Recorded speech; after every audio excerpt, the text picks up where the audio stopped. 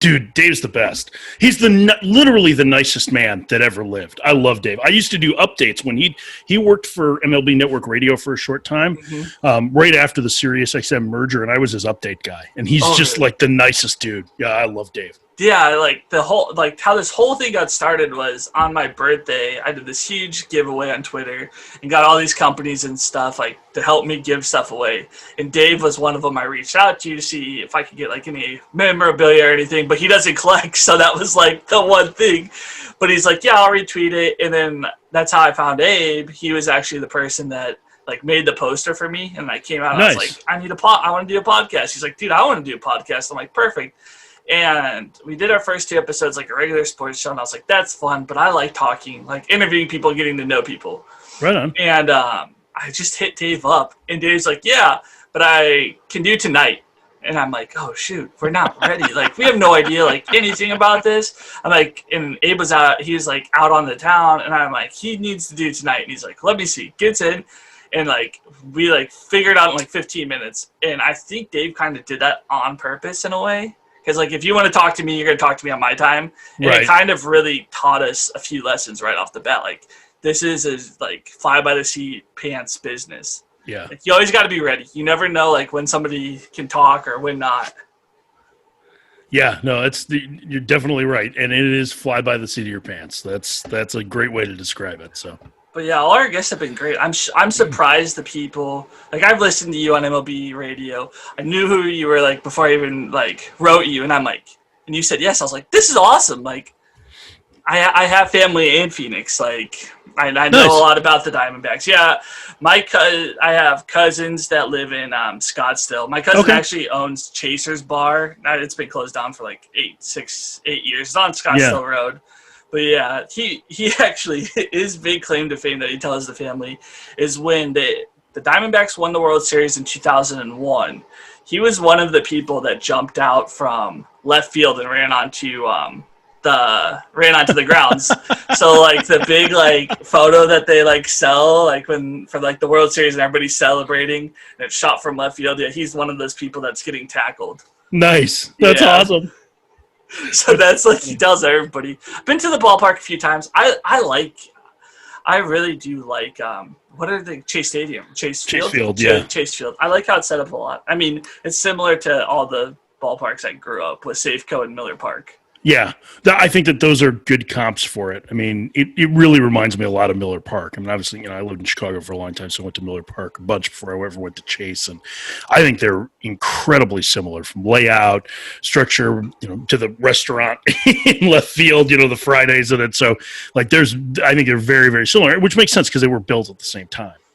Built at the same time, yeah. Miller Park was the first one with the roof I went to because I got to go to like the last series at Old County in Milwaukee, and then like the first season of Miller Park we saw Glavine, Maddox, and Smoltz. Oh, nice. Yeah, my dad pulled those off. Like we came and visited him because he worked at Potawatomi Casino in Milwaukee for a long time, for a while. And I've lost a little money there.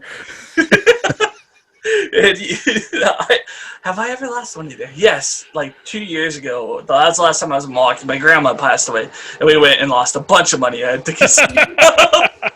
But I'm going to hit our intro before we get too deep into this. Okay. Welcome to Just Mitchin. I'm the one and only Mitchy. I'm here with Mike Ferrin. How are you doing today, brother? I'm good, man. How are you? Oh, I'm great. Thanks for coming on the show. Thanks for working with the time for us to meet. I know you're busy at nights, especially right now. Yeah, season's still rolling along, so it's nice. There were moments this year where I wasn't sure if I was going to be busy at night, so it's great to have baseball filling the evenings for sure. Do you go in this studio, or is it all done from home right now? So we have a little bit different setup. So since I'm the backup play-by-play guy for the Diamondbacks, I do pre and post, and I do everything from home. They kept me away just in case, basically. So, Greg Schulte does the radio and has since the beginning, and Steve Berthiaume does our television. And if, God forbid, something were to happen with the coronavirus where one of them got sick, they wanted me to be able to be kind of outside the bubble. So it's worked out well. I mean, I do my show for Sirius XM from home anyway. So I feel like I'm getting a little annoyed that I haven't been able to really leave the house in 6 months. It does feel a little bit like house arrest, but at the same time, safer at home, right? So it works out well that I can work out of the house. I mean, it's nice to be able to do a show from home. I'm not gonna lie. Like have your own setup in the comfort of your own home. Oh yeah, definitely. I mean, I love it. Like we were talking before we started, like my office looks out on our backyard, so I've got like a view of Camelback Mountain and a pool, and it's very soothing and all that. And I've got a good TV in the office, and I can go through and, like right now we're doing a breakdown of Dylan Cease tomorrow on MLB Network Radio, and so I've spent the afternoon watching video on him, just sitting in my office in a comfortable chair with my golden retriever next to me. So it's like both dogs in the office. It's great. It's like can't beat working at home as far as I'm concerned. What do you think about Dylan Cease? That kid is nasty. Yeah, he's got really great stuff, and I think one of the things that stands out, so this is like a little bit of a preview, right, because Jim Duquette and I are going to get deeper into him on September 10th, but like the stuff is really good, and I think that there's a chance for him to get better and be more consistent. He has okay control right now, and he shows an ability to kind of move his fastball all over, but there's some pretty wide misses still, so he's still trying to rein in his command, putting his fastball where he wants to. It looks like he can change the shape on his breaking ball a little bit, which I think is really good. It looks like he can use it as more of a downer slider against lefties and then have it sweep across the plate against righties. So those are things that I think are real positives. The changeup, I think is a little inconsistent. It's got some cut to it at times, but, it's not a bad pitch. I mean, he's got the pitch mix to get it, and you can see that there's enough around where he could, as he gets a little bit more polished, where he starts to hone in that command.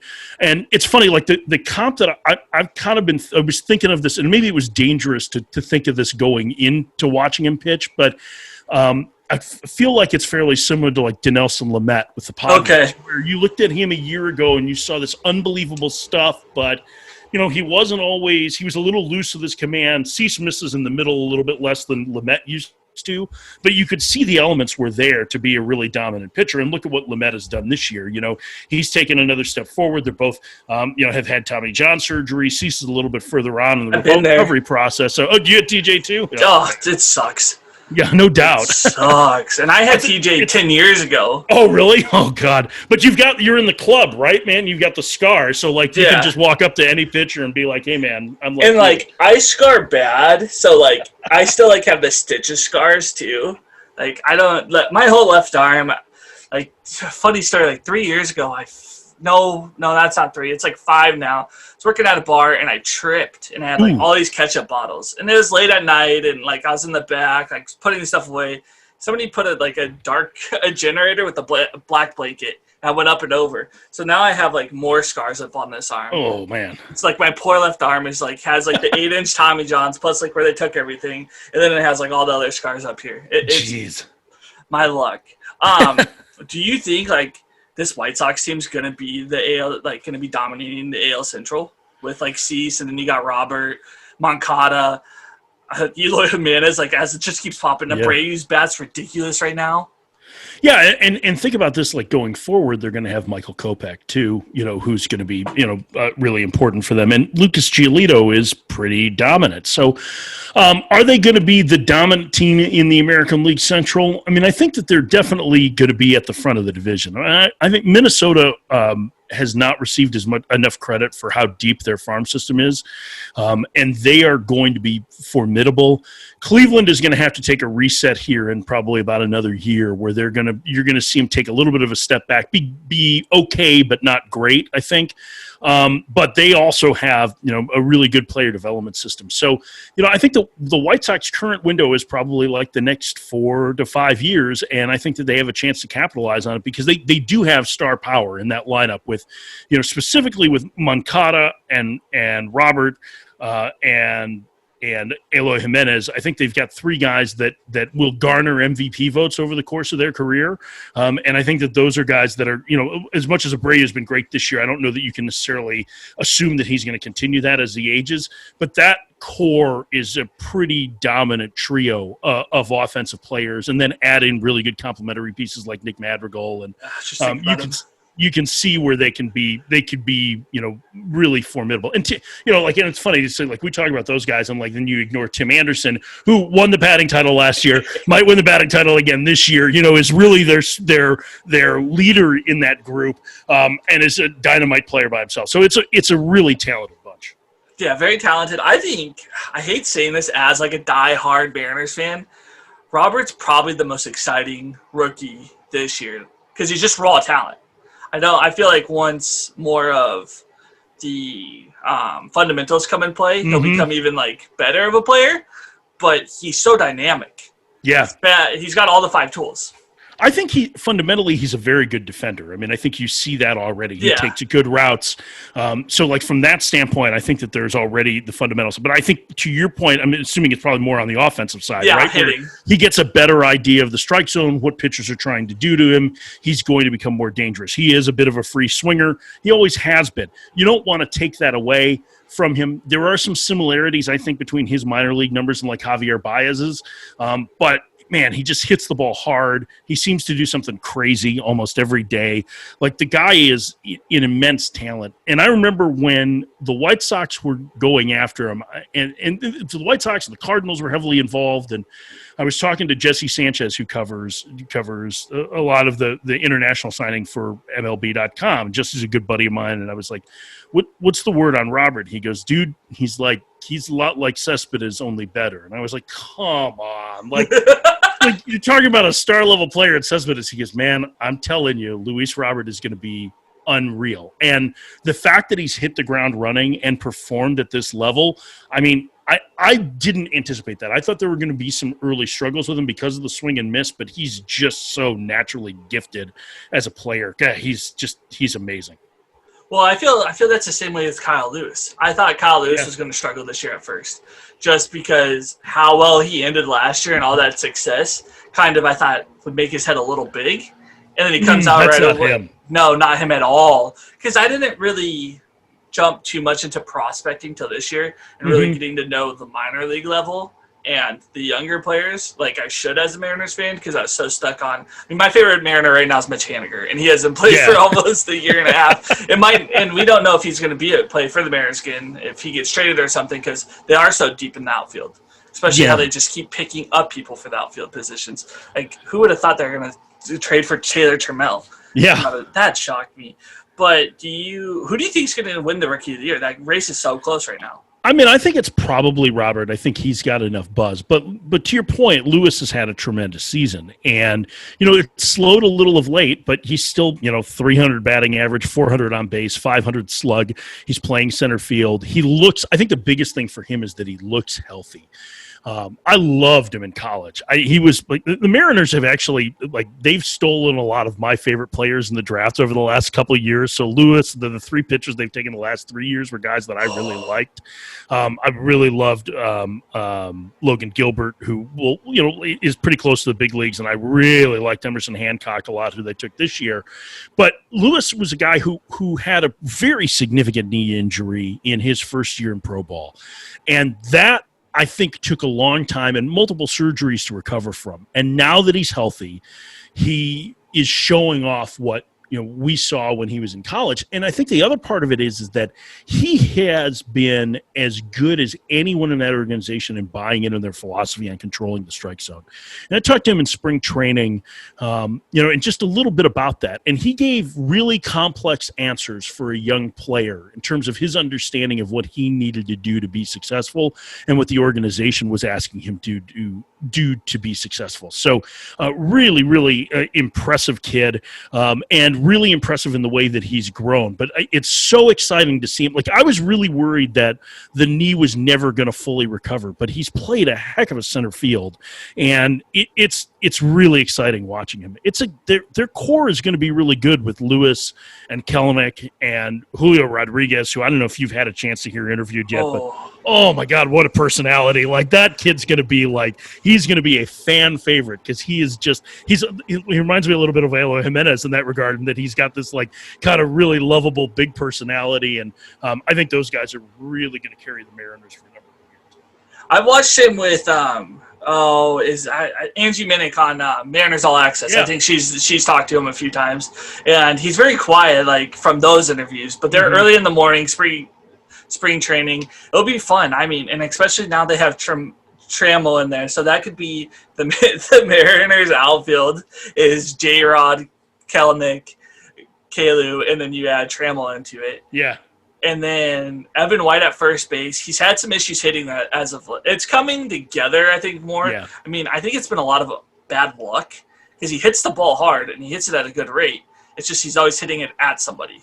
Last 3 weeks, the numbers have ticked up for White. Yep. And I think what you're seeing – so, like, White was a really difficult player for a lot of people to evaluate because he's really unique. He's a fast guy and a terrific defender at first base, like a top-of-the-scale defender Gold at Glover first. for a long time. But he's also – he throws left and bats right, which you don't see many guys that are like that, right? And he doesn't have that right-handed – power profile that you normally see out of a first baseman. It would be more akin to kind of lefties from the 80s and 90s, more of like a Keith Hernandez, Mark Grace type offensive profile. At least he did. Now, he made some swing adjustments over the last couple of years and started hitting for more power in the minors.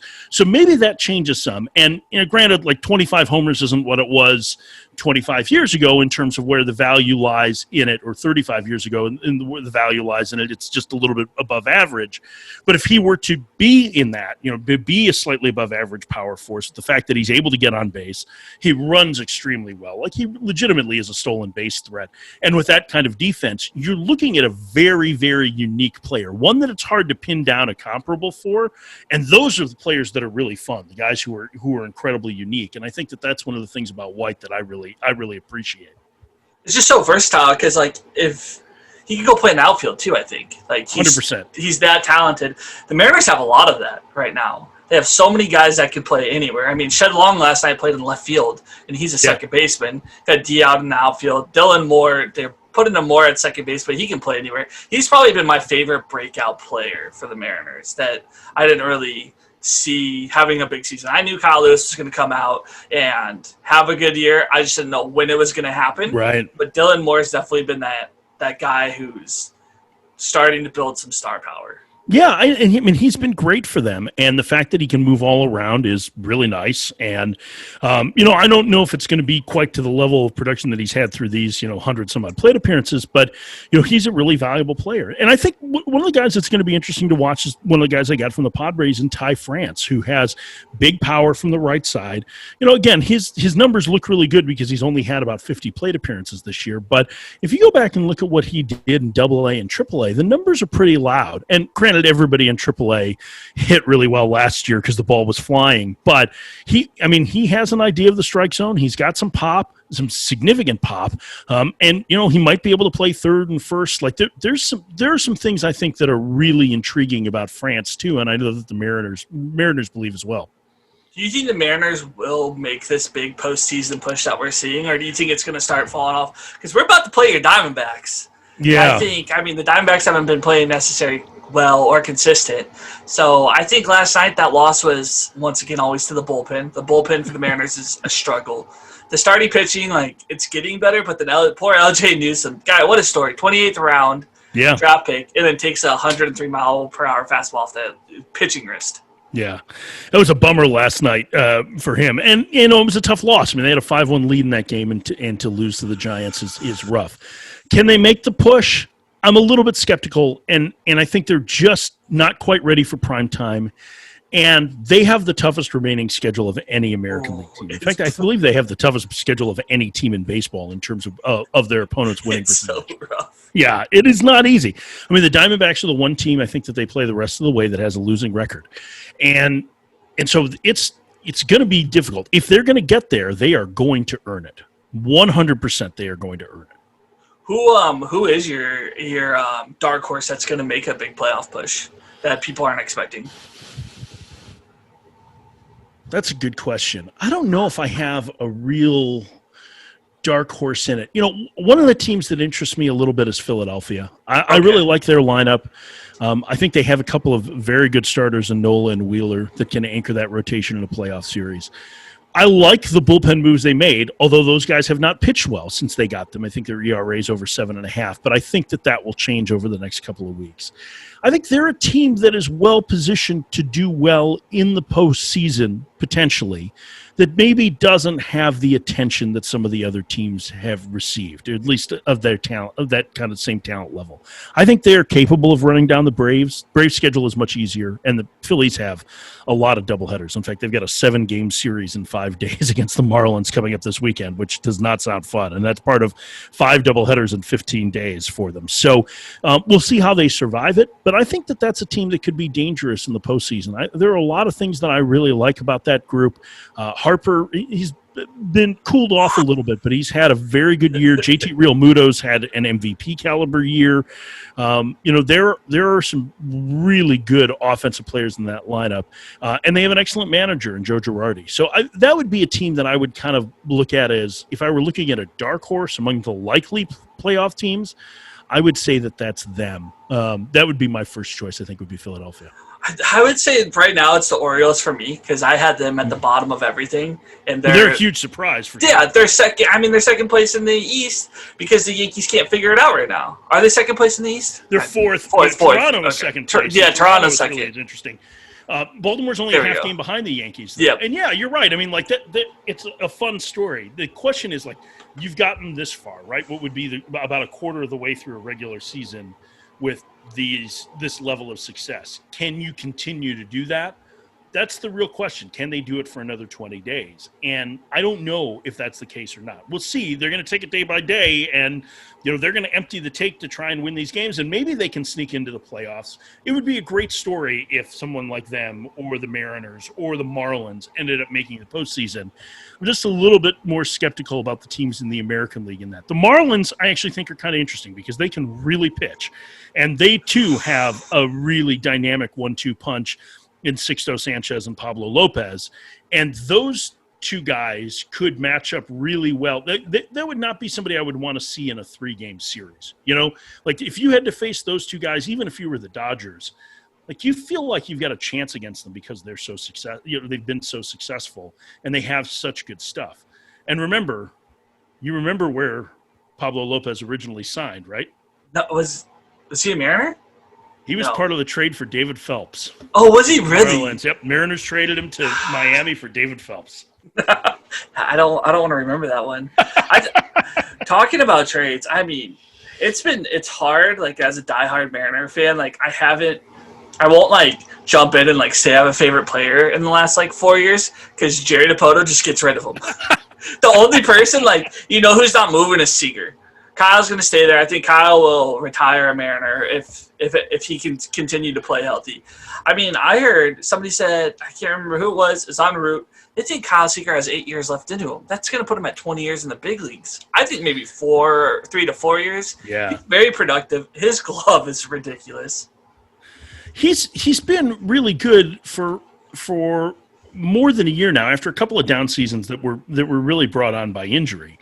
And he is a really steady offensive player and has been. And his numbers line up pretty well with what he's done, in his better seasons in his career this year. And granted, again, it's only, 172 plate appearances, but, the guy has a lot of seasons that he's hit 260 to 270 and had an on-base percentage between 330 and 350. And it's a little higher than that right now. And, his slugging percentage is in line with what it was in 16 when he had his best year, and he finished 12th in the MVP. So, I think, he's an interesting guy because they had talked about him in trades before. He's very, very expensive. He's owed about $21.5 million over the next 2 years between his contract for next year and an option beyond that. And I don't see players like that really getting moved very often here in the next, especially in this next year, unless it were in a cash balance deal. But he has some control over where he goes. I think you're right that he's an important guy for them, especially if he keeps swinging the bat. I think he could play for a little while longer. I mean, he is really a smart hitter and a very good player. And I think he's helped to stabilize their lineup for sure. Well, and especially that this year, and I think the years coming forward, the Mariners don't really have a DH. Like last year they signed Edwin. Before that they had Nelson Cruz. Could he find himself in that position? Maybe. I don't know. I mean, I think most teams are more interested in using the DH spot for to be able to rotate guys through, as opposed to, unless you're going to get Nelson Cruz, you know what I mean? Exactly. That they're going to rotate players through it if they have the opportunity. So I don't know if he necessarily fits for them like that. I don't know that the power is going to age, or that impact is going to age in that way, that he would be that kind of guy. But I think he's still, I mean, listen, he doesn't need to move to DH right now because he still plays a good third base. Right. No, exactly. So before we jump out of baseball and get more into the background of radio and what got you into radio, who's your World Series pick? I mean, I've got Tampa do Bay I have to make Dodgers. one now? Right now. September 9th. I don't even know who's going to be there. I mean, I'd be hard-pressed to bet against the Dodgers in the National League. I think the Rays are going to get there too. You know, there are a lot of things I like about the Rays. They've really been crushed by injuries on their pitching staff, and I wonder if at some point that's going to impact them, because it's a significant amount of depth that they have. I'm not sure that they're quite as complete a team as they have been in the past. I really love the A's, and that was a team I picked before the season, before everything shut down in March. I had the A's coming out of the American League. I think that's an excellent team. I think they have legit stars in their lineup. I think they have a very good pitching staff. I loved the Mike Minor addition. I think they're going to be a difficult team to beat. I think this might be the year that they finally are able to get through. And I just I love the way they play. I think they're a really fun team. And I think a Dodgers-A's World Series would be really interesting. It'd be a rematch of '88. With hopefully no earthquake. I mean, we've had enough in 2020. Yeah, no kidding. Now we have. Out here on the Northwest, the wildfires are ridiculous. Yeah. Are you safe from them?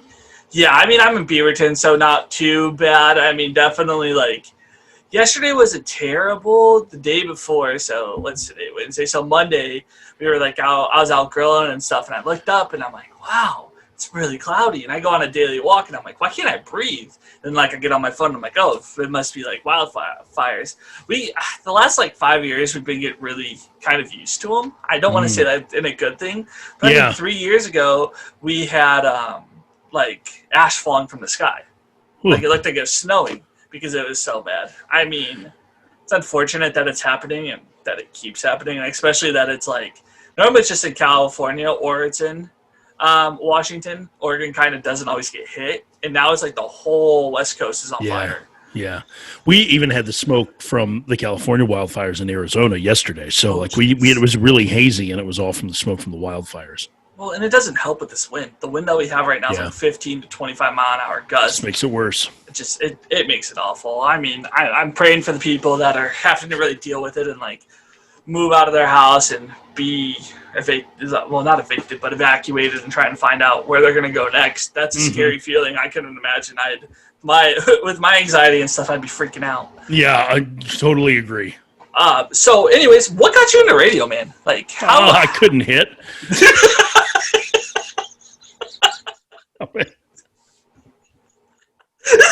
I mean, that's I couldn't play, so I wanted to be. No, I mean that's I only half joke at that, but that's a big impetus for why I wanted to get into covering baseball and being a play-by-play announcer and working in radio, was because I love baseball and I wasn't any good at it.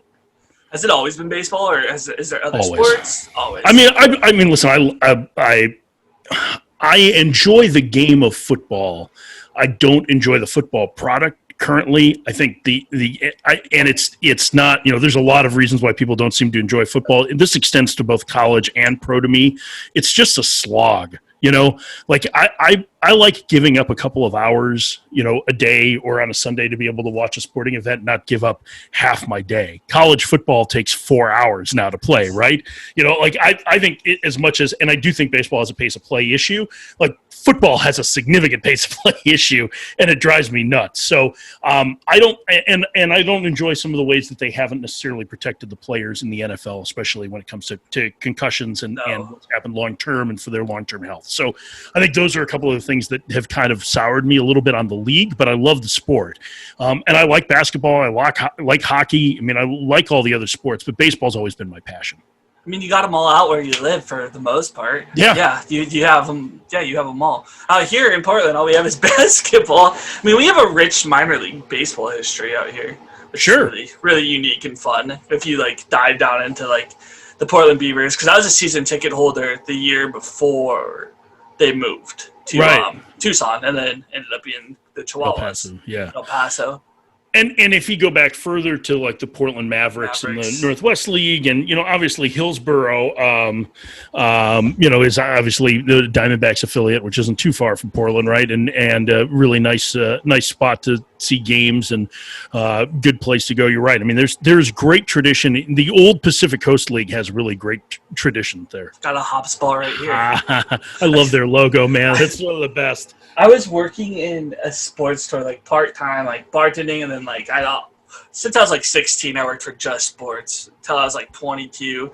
And when that logo came out, of course, Portland people had to come up and be like, "Can I get the hat with the bud on it?" And I'm like, dude, you mean the hop? And they're like, yeah, the one with the smiling bud. And I'm like, the smiling beer hop? And they're like, oh, okay, I got you.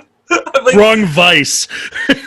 Hey, in Portland, they're both everywhere. I mean, geez, you either like nowadays, like it's on every corner. You have like a brewery or somebody making bud or a dispensary. It's crazy. Did you go to school? What's your degree in school? So my degree is in speech communication, emphasis media. I went to a small school called Loris College in Dubuque, Iowa. When I was there, it was about 1,900 students, about 1,500 right now. Beautiful campus right on the Mississippi River. And so that's where I went. And, I knew I wanted to get into media. I knew that's what I wanted to do. I didn't know how exactly I was going to get there, but that's what I studied there. And really the bigger break I had was I started working in radio when I was a junior in college locally. And that was what gave me the opportunity to get going. I'm definitely. I think I'd say I'm an oddity these days. I prefer radio over TV, especially with the ball game. Yeah, me too. Especially when you get a good guy like who we're talking about, Dave Sims, or why am I Aaron blanking Goldsmith on names? is great. Aaron Goldsmith, yeah. Like they and Rick is great. They have a perfect trio of guys who they rotate. But I was thinking, really, who got it? And this is terrible. The Dodgers. Why can't I think of his name? Vin Scully. Scully. That's brutal. That's so bad. People are it happens. I can't believe it. Those voices like definitely get you to sit in and listen to the game and the details they can bring. I think some people sometimes get lost with TV. Joe Buck is not my favorite person. Gets too much into not bringing it completely to you. Yeah, I mean, I think there's a little bit of a difference in that, and certainly Vin was of the older style where it came to be more storytelling, and it's different. I mean, it's just a different medium, right? So radio, you have to have some level of constant conversation, right? Because you can't have long stretches of dead air. So you have to lend it to storytelling a little bit more. Television, I think you can do the same thing. I think you have to be a little bit more succinct about it. You don't necessarily have the same freedoms that you do with radio. Radio broadcasts are a little bit less produced, let's say. I think that's the way to put it, in that there's not as many dynamics that need to be hit at certain times as there are in television, where you have certain signposts that you have to hit in certain spots.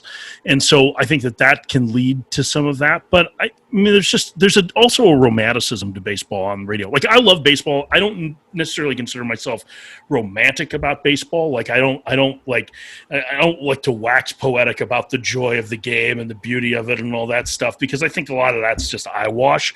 But I do think that I appreciate the romanticism of baseball on the radio, that it's that constant companion.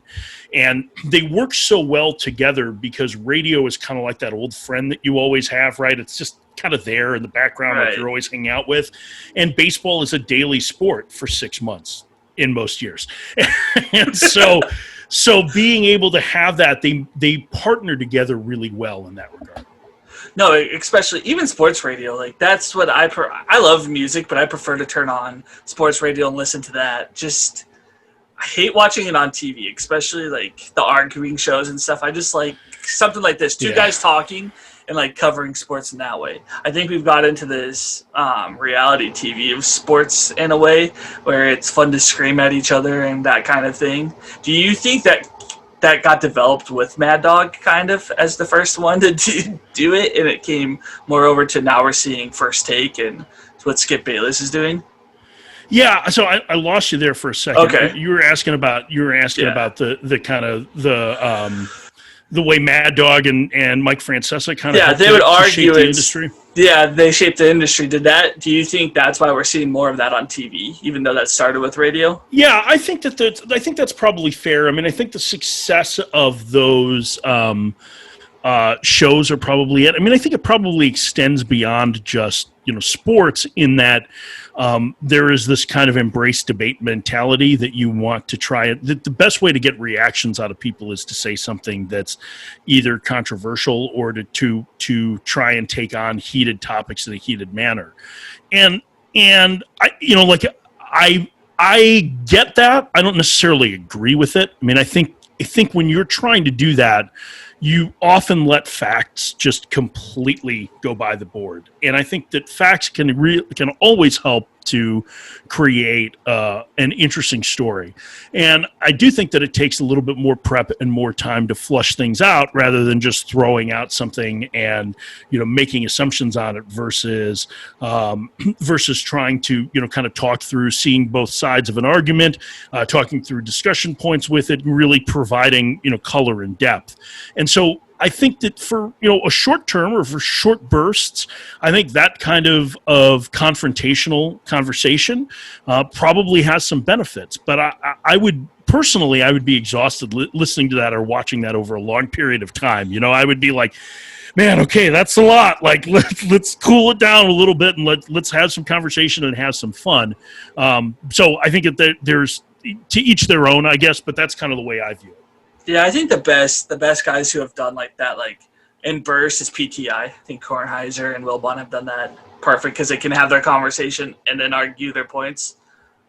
I've always enjoyed those guys. Yeah, I mean, I think part of that though, with Kornheiser and Wilbon, like those guys have a long-standing relationship, and so there's a mutual respect there, and they've been friends for a long time, and so you can see that level of camaraderie too, and I think that's one of the reasons why that works. Okay, no, that's definitely why. So digressing back to your love for radio, what would you say for somebody like me getting into podcasting, or my goal is to be on radio and my own radio show, not going the normal direction into college, kind of just jumping over that and saying, it's just something that wouldn't work for me and for a lot of people. Sure. And I think that's something that in the radio industry, I mean, a lot of it is about, having the experience and being able to create experience that allows you to have success versus, having to go through a regimented education platform. Right.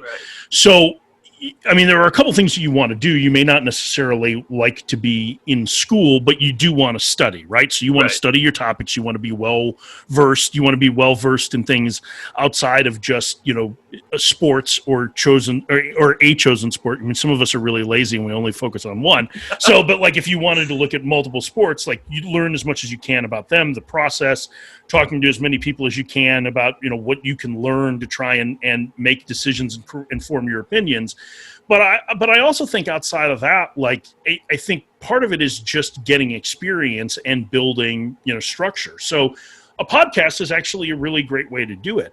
I think there is probably a greater blur now between traditional radio and an auditory medium, let's say, right? In fact, I went back and spoke with my alma mater in February, and the professor that was there is a longtime television producer, and he said, this was the first day of class, and he said something that he got in his feedback the previous semester was that kids didn't really understand, college students really didn't understand or relate to terms like television and radio because that's not how they consume products anymore, right? Most everybody's on their phone or on their iPad, especially younger generations. When you think about it, like you probably, if you might listen to a live radio show or you might do it through an app on your phone. You might listen to the SiriusXM app or the radio.com app, or you might be listening to a podcast, right? So all those things are different forms. So I think it's getting experience. You're a very good interviewer. Thank you. You are interested in what your your subject has to say. You don't ask, make long statements before questions. You just want to try and get in and get out. They're very responsive with that, and so I think that's a really good start. And then I think beyond that, I think structure is really important. Trying to create some sort of outline and then practice. Practice. This is not unlike. This is going to sound like it's. This isn't going to come out right, I don't think, but it's not unlike being in a trade, right? So if you're a mechanic, or if you're if you're working in some sort of function that doesn't necessarily need you to go to college and have a college education. I mean, certainly it helps to have an engineering background if you're going to be a mechanic, but you don't necessarily need that. What you need to do is you need to be able to find either some level of apprenticeship, or at least ask questions and learn and try and have a passion for it, and keep practicing until you get better and better and better at it. And I think that that's one of the really great advantages that people have today that maybe I didn't 25 years ago, is that you have access to all the equipment basically on your phone or on your laptop that you need to be able to create a radio show or a television program. And you can do it, and you can keep doing it until you get good at it. And then you can either try and find an audience through a more traditional medium, or you can do like what John Boy did and create your own media empire, with the Talking Yankees guys. No, talking about Jake and Jimmy. Those are the guys who kind of pushed me into it, just by listening to them, listening to how they do it. I mean, it's just two friends having a conversation, and a really in-depth conversation about what they love. I don't listen to Talking Yankees. I listen to Talking Baseball because I can't stand the Yankees. But those are the guys who kind of are maybe I could do this. I know enough. I have the passion for it. I think that's the first thing with anything, is having the passion and wanting to hustle to put it in, because it isn't easy. There is a lot of no's in this industry, I've learned. At first I didn't. We kind of got lucky, got a bunch of yeses, but lately it's been no, and you just kind of gotta. And our big thing is we're not getting the views we want to see. And I'm very competitive. I think I'm putting out something good, and we're not. It's not crawling where I want it to be, but other doors are opening, so that's working out just fine for us too. Yeah, I mean, I think it will continue to expand the more you do it. I mean, I think one of the things we want is we want to see, we want to see success overnight, but it takes a long time to get there. It took me 20 years to get to where I wanted to go. And that's part of you got to put in the time and the effort for it. And there's going to be a lot of, especially in radio, there's a lot of low paying jobs along the way. Right. So what you need to do is just keep grinding at it. And at some point, if your stuff is good enough, it will find a way to break through. Either you will get it in front of the right person that will help to amplify it, or, in the case of Jimmy, Savages in the Box, being able to break that down and being great at lip sync. I mean, that changed, his life changed overnight. Think about it. You know what I mean? And the beauty of what he did was he was just himself. He didn't force it. It wasn't like he tried to create this whole product. It was just something that happened, and it caught on, and it was hilarious. It was great, right? And his breakdown. His breakdowns are beautiful. Yeah, they're hilarious. And so, if you're able to do that and just be consistently you, I think you'll find ways that it will take a while. It may take years for it to happen, and many, many years, but if you are passionate about it and you're passionate about being informed and giving quality analysis and information, you'll get there. I have so many questions that just came from that. That's all right. I think what's really stepped up their game too is getting Trevor to come on. Trevor Plouffe is, ex-major leaguer, but he has such a great personality and such a great, interesting insight of the game. I really enjoyed listening to Trevor. Yeah, I think I mean I haven't listened to him a whole lot. I don't actually listen to a ton of their stuff. I see the stuff that they do on the internet, that'll pop up on Twitter, and I really enjoy that. But Trevor was a smart player and was always somebody that we enjoyed having as a guest over the years. And I'm not surprised. And I think that brings a little bit of credibility to them too, right? Because they've got somebody who played the game, and that helps to if you're asking questions and you're learning from somebody who played, I think that certainly helps as well. He's coming on in the off season for us. I'm really excited to talk to him. And we've got our first major leaguer was Lane Adams for the Minnesota Twins. Yeah. Okay. Lane was good player, very nice guy, and we were able to talk about everything. He's a big basketball guy. he's a huge basketball guy. Like, he's 5th all time in Oklahoma in high school scoring. Oh, wow. Yeah, like, he could have gone and played college basketball, but he chose baseball. And I asked him why. He's like, for the paycheck. And I'm like, I get that. No, like, when you're saying, like, the lower paying jobs, like, it's kind of like the minor leagues, like, of baseball. Like, just getting paid to do this, like, I'm not making anything right now. With my disorder, I can't really work in an outside environment where it's not completely controlled. That's why I kind of like radio or a podcast, because it's controlled in your own way in some kind of ways. But anyways, from doing a radio show to doing play-by-play, how'd you get into play-by-play? Because you kind of went from radio, then into play-by-play, correct? Yeah. So the first play-by-play job I had was actually doing USHL hockey in Dubuque, Iowa. That was my first gig. So the junior A's, like good level of juniors, had a couple of guys on the team that played in the NHL for a little bit. That was the first opportunity I got. I knew that I wanted to do play-by-play. So I did that. When I worked in Indiana for a while, I did baseball and basketball play-by-play high school. And I just tried to find opportunities I could. I knew that's where I wanted to go. I didn't do it for a number of years. And when about a year or two after I'd started at SiriusXM, I got in touch with the folks at the Bowie Bay Sox, who are the AA affiliate for the Orioles. They're located about halfway between DC and Baltimore.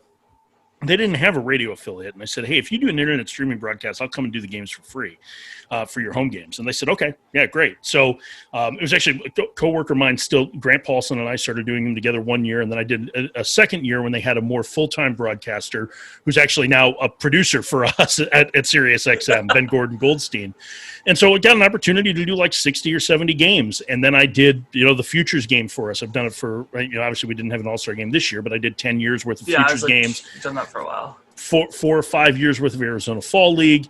And I'd built a relationship with the folks of the Diamondbacks organization. When they had something that came up, they were interested in having me do it, despite the fact that I had a little bit a less traditional background. But again, it was about getting reps, getting opportunities. I did some high school stuff when I lived in DC, working for a company that did streaming high school football, basketball, baseball games, just to try and do it to make sure that I had tape and that I wanted to get better at it. And so, that was kind of how I just, again, like a little bit like the minor leagues, right? You just kind of keep grinding at it, and then hope that at some point you'll get a break. And a lot of it is, ends up being who right? You make those connections and somebody believes in you and you get to potentially take it to the next level.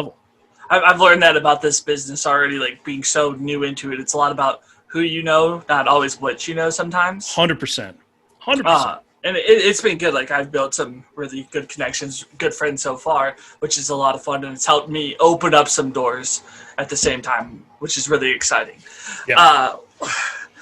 Doing, practicing play-by-play, do you ever just have a game on, turn the sound off, and go into, do your own play-by-play? I have in the past. I don't do it right now. But I have in the past for sure. It's a little bit different. I think a good way to do it is if you can go to like a high school field or something and take a tape recorder. That's always one of my favorite stories. Kevin Kugler, who does NFL on Fox and who does, the Final Four on Westwood One. Yeah. That's kind of how he got his start doing play-by-play, was like basically sitting up in the last row of bleachers with recorders and taping his play-by-play. There's a number of guys that have started that way. And just trying to get a feel and doing it and sitting away from everybody else. And, if people look at you funny, you look at them funny back, Right. They'll leave you alone if you look at them funny, and just practicing that way. And so I think that there's benefit without a doubt to doing it off of television, because you start to get a feel for the pattern of what's going on, but you lose so much if you're just on a monitor versus what's happening on the field or the court in front of you, that if you can do it in person, if we ever are allowed to attend sporting events again, that it really does, it makes a significant difference. Hey, if you live in Texas, you can watch sports. I saw that Sure. Texas State had fans. I was like, that's kind of interesting. I mean, I think we should be able to do whatever we want at this point. If you want to risk it, you can risk it. I think that's kind of where I'm at this point in time. Even somebody who is high risk to it, I choose to stay home a lot of the times instead of going out and do things. But it's a weird excuse me, it's a weird world we live in. Oh, definitely. Yeah. This is nobody. 2020 has not been normal for anyone around the world. Oh, yeah. Have you called any away games yet this year on the So monitors? I'm not doing any games actually this year. Okay. So because we're not traveling, and generally I do road games, Greg Schulte is doing all of them. So Oh, that's okay. why I'm at home. So I haven't had to do any games. That'd be so weird. Yeah, so it's interesting because like our setup, we do home and road from Chase Field, from the Diamondbacks ballpark. And so what you would have is you have one monitor that has the program feed. So that's basically what you're seeing on television, right? Right. One monitor has that. Then there's another monitor that has what's called a high home, which is exactly what it sounds like, right? It's a high camera above home plate that basically has the all nine. You can see the whole field. It's kind of like if you watch, like they break down game film, for like 60 hours a week on ESPN or NFL Network. It's like that, the all 22. This is the all nine. So So when the ball's in play, you can see, base runners going around. You can see kind of actions of the outfielders. You can see it. So you're trying to piece together through a couple of different monitors a little bit different way to do it. And then we have a third tool, which is basically Major League Baseball has an internal research portal for StatCast. And so it's quicker than like the game day that you have on your phone or on your computer or on your iPad. And it's only about a second difference. And it does have kind of the live player tracking. So you can see the little dots moving like where they're positioned. And you can use that to try and help fill in the blanks sometimes, which is especially helpful if you're in a spot where, let's say you're calling a game off the monitor and TV either, switches to an angle where, you're behind the catcher and all of a sudden you can't really see anything, or the analyst is trying to break something down in the booth, like maybe show a pitch grip or something. And so, use the play-by-play announcer loses that monitor, right? Your main eyes and your main source. Right. Well, that can help to fill in if there's a pitch in that time where you can at least give some information or try and backfill it a little bit. So that's so cool. But I just had this question popped in my head, that's really random. Who inspired you to get into this? Like, who are your inspirations in radio? I know that's completely random, but yeah, I mean, ask it. It's cool. It's a good question because mine probably aren't. Everybody always says like Vin Scully or Harry Carey or something like that, and I think my passion for baseball certainly helped to drive my desire to be a play-by-play announcer. I mean, I listened to Harry Carey and I listened to Vince Lloyd growing up, and Dwayne Stats, and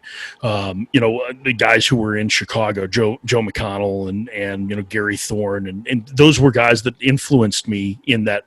They were the first play-by-play announcers that I remember. But I think it was more the fun of radio that got me. And so there was a talk show host in Chicago for a number of years named Spike O'Dell, who was a huge influence on me. Spike did afternoons and then mornings at WGN for almost 30 years. I got a chance to work with him for a number of years. He's an incredibly nice man. He's from the Quad Cities, actually. I mean, the family from there too. So, and just the fact that he always wanted to have fun, I think that influenced me as much as anything. And being able to translate that and that idea that you're just doing something that's kind of a blast, that helped to influence me getting into radio. And then my passion for baseball drove me to be a play-by-play guy. That's awesome. Mine was Bob Uecker. That's a great one. He's the funniest. Major League, and then growing up with my dad always listening to Milwaukee Brewers games. Got used to having Uecker. And then out here, once we moved out here, is Colin Cowherd. Because growing up, he wasn't this national thing. He was on 1080 The Fan. And then going into 1080 The Fan, it's really been their afternoon guys. Big Sook. I love Big Sook and why am I blanking? I can't do names today for some reason. Their afternoon show's great. They've been together for 10 years. It's Big Sook and fudge. Why can't I get this? I know a couple of the guys at 620 City Radio. So Travis Demers, who does the Trailblazers, he and I work together at Sirius XM. Okay. He's a really good friend of mine and a great person. Really great person. I don't listen to 620 too much. I was more of a 1080 fan just because in the mornings they had the ESPN partnership. Mm-hmm. So you'd get Mike and Mike, and then kind of going throughout the day, you'd get some of theirs. I mean, I really liked SVP on radio. I thought he's terrific on it. I like his show now that he has at night, but I thought he was better at radio, in my opinion. Yeah. He's just able to tell a story, and he's able to have fun with it, and he's got the voice. Yes. His voice definitely makes you sit there and want to listen to everything he says. I appreciate Scott a lot because I think he seems to have genuine care for people and the subjects that he's covering.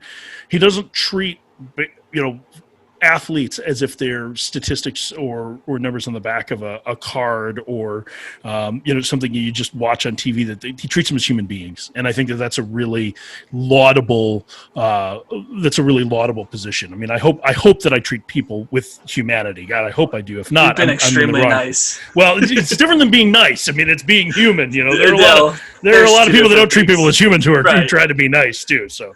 And then, like, my current inspiration is Pat McAfee. What he's done, like, he kind of, I mean, he's an NFL player with a big mouth, and he's turned his thing into a complete and total powerhouse. Yeah, and he's just got added to the SiriusXM Mad Dog Sports Radio lineup, too. Oh, did he? Because they left, because I know they left the CBS, so I was wondering where he was going to go to next. Yep, he's going to middays there. Oh, that's going to be exciting. Because his interviews are great. He's very, very much cares about what he's talking about. At the same time, he's so damn entertaining because you never know what's going to completely go on in his show sometimes. Like, especially like the whole wrestling thing. You're like, what is this going on? Is this a spot or did he piss somebody off finally? Right. But we're running out of time here. To finish up the show, we do 6 rapid fire questions just for fun. Awesome. Let me pull that up because I had all these other things up here. My organization skills today are struggling. All right, so it's 6 ones, not in depth. As fast as you can do it. Everybody is slow. What's your favorite food? Favorite food? Yeah. Dude, I am barbecue ribs, man. Low and slow for life, my man. I loved smoked meat, so I am a barbecue ribs connoisseur. Texas, St. Louis, Kansas City. What's your Kansas City style? I'm Midwesterner, man, so like Kansas City style for sure. Give me some good Kansas City sauce. Oh, that's good stuff. I'm not a big sauce guy. I'm more like rub. Okay. Who's your favorite baseball player all time? Favorite baseball player all time? Andre Dawson. Oh, really? The Hawk. The Hawk. That was my hero growing up. Still is. Great guy. And I don't know if you saw this, but CBS is developing a television series based on his post-baseball playing career. Really? He's a mortician. He owns a funeral home. What? And CBS is apparently this just came out this last week that they are developing a TV drama based on Andre Dawson's post-playing career life. That's going to be awesome. He's the only athlete that I get nervous interviewing. Still, I've interviewed him like 2 or 3 times, and I'm shaking. Like, he was my hero, absolute hero. Well, that's the question like I had. It's off these things because it just popped in my head. I've noticed radio guys or sports broadcasters, their fandom for the teams growing up they become just a fan of baseball. Do you still have a team that you're diehard in? Like, I don't think I could ever take, like, my allegiance to the Packers or the Mariners away because I put in so many years into it. So I felt that way, too. And the teams that I grew up rooting for, the baseball team I grew up rooting for, I don't feel that way about. Okay. I feel that way about the Diamondbacks because, I mean, in part because I'm employed by them, but I have a vested interest in whether or not they win or lose, right? Like, I want to see them succeed. I want them to you get to know people in the organization. It's kind of cool, like losing that fandom. There's an element of it that stinks. And when I was doing just Sirius, that part was one of the reasons I wanted to get involved with the team because I wanted to give a damn about winning and losing again. But what you find when you step away from it and you detach yourself from the fandom is the more people that you get to know, the more you start rooting for people. You start rooting for your relationships. You start rooting for people who, either they're players or they're executives or scouts You want to see their organizations do well because you want your friends to do well. That's what I keep hearing. But definitely, I like the up and downs of being a super fan. Yeah, because I like the ups. The ups the downs suck, but my team's lost 17 of 19. I don't like the downs. My team hasn't made the playoffs in 19 years.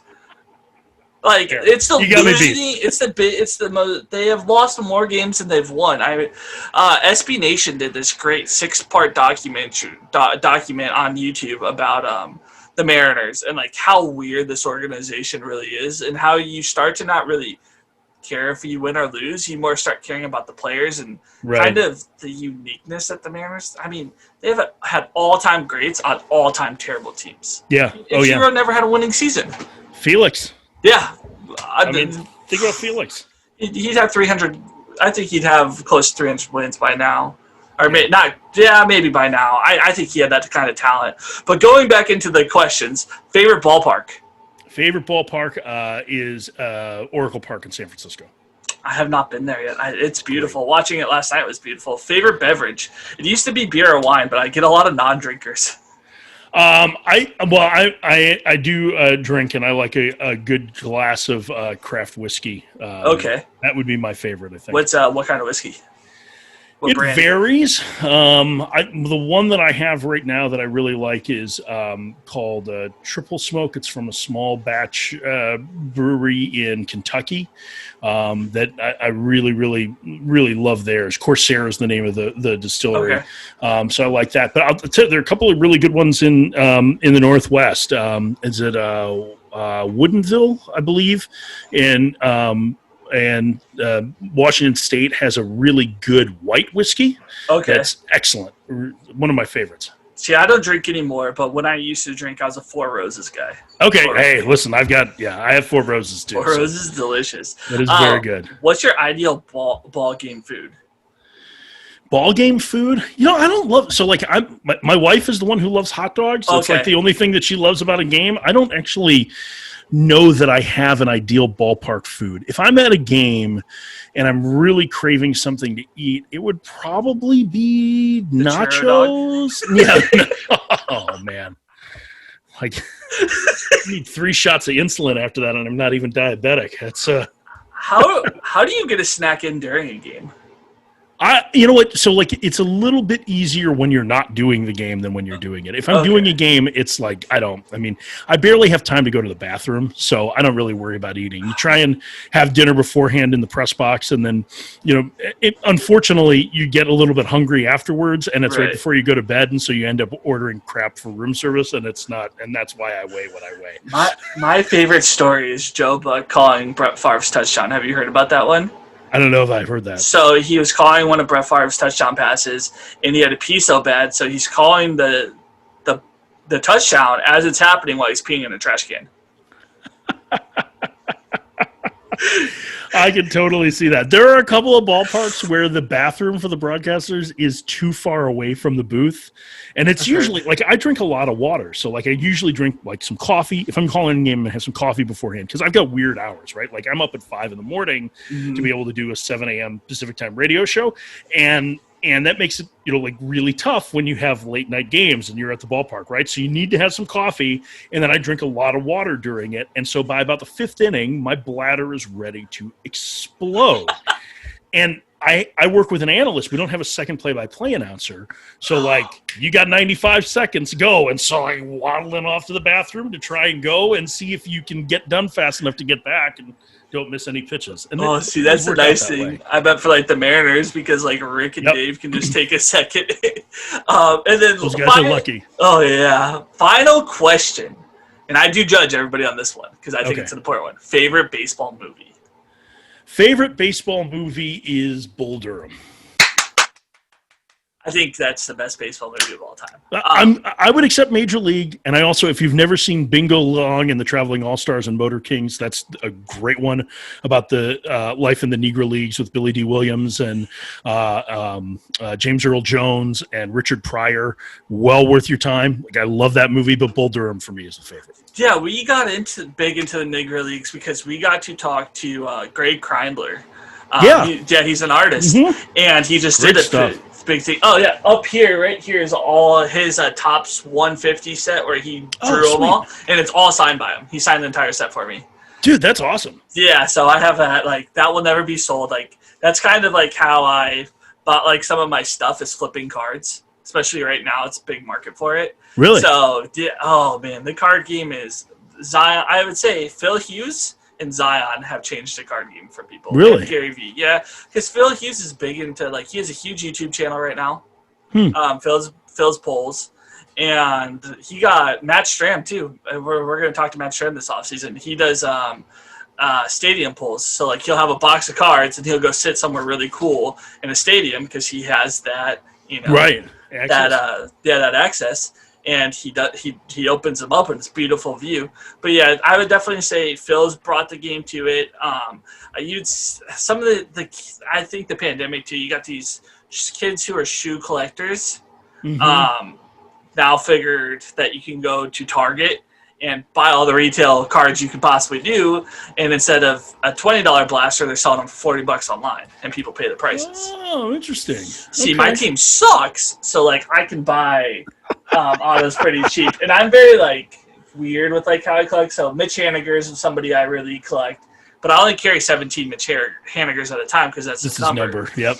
I'm the same with Kyle Seager. I'm currently working. I think I'm on 13. Well, I have 9 right now, and I have some in the mail to get me to 13. Nice. But Kyle Seager's like $5 an auto.